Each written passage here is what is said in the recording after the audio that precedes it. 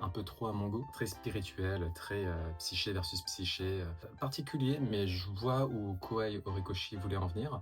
Au-delà de ça, ça reste un manga assez classique, hein, qui m'aura pas tant marqué que ça, mais paradoxalement, ça reste une œuvre qui a marqué toute une génération, pas la mienne, hein, clairement. Il a marqué une époque, hein, il a marqué 10 années, durant lesquelles il aurait été parfois, très rarement, mais parfois, le shonen le plus lu au monde, hein, devant One Piece, ou pas.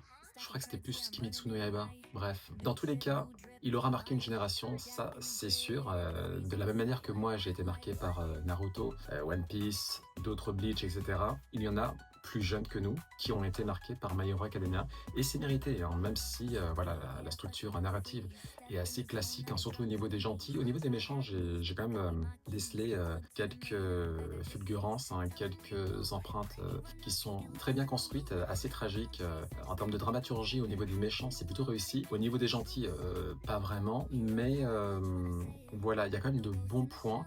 Pour revenir à l'adaptation animée, c'est un quasi sans faute, hein. Il y a certains épisodes qui sont vraiment incroyables, hein, du point de vue animation Sakuga, scénique, les seiyuu sont incroyables évidemment. La bande originale, bien sûr, toujours aussi sublime. Et le studio Bones a accompli un travail parfaitement parfait.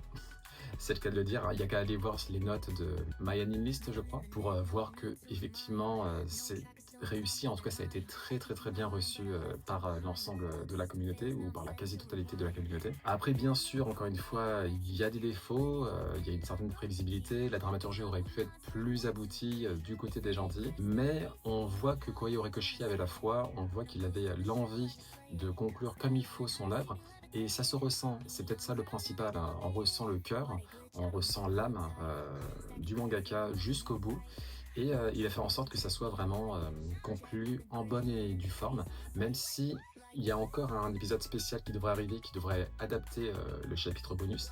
Ça aurait été bien qu'il le fasse en tant qu'épisode normal. Je sais pas pourquoi on est obligé d'attendre plusieurs mois pour l'adaptation du chapitre bonus, qui est très très bon, hein, au passage, hein, qui conclut vraiment, voilà, parfaitement le manga. Là, on peut avoir quelques réserves. Le chapitre bonus, à mon sens, il conclut comme il faut, du mieux possible, en tout cas, My Hero Academia. Mais voilà, on va devoir attendre un peu. C'est pas très grave. Dans l'ensemble, ça aura été une franche réussite. Bien sûr, il y a eu pas mal de déceptions au fil des saisons, hein, en particulier les dernières. Mais cette saison finale, clairement, on peut pas lui enlever d'avoir mis toutes les pièces de son côté, hein, que ce soit storyboarding, encore une fois, animation, réalisation scénique. Tout a été fait pour qu'on en retire un très beau souvenir, et c'est le cas.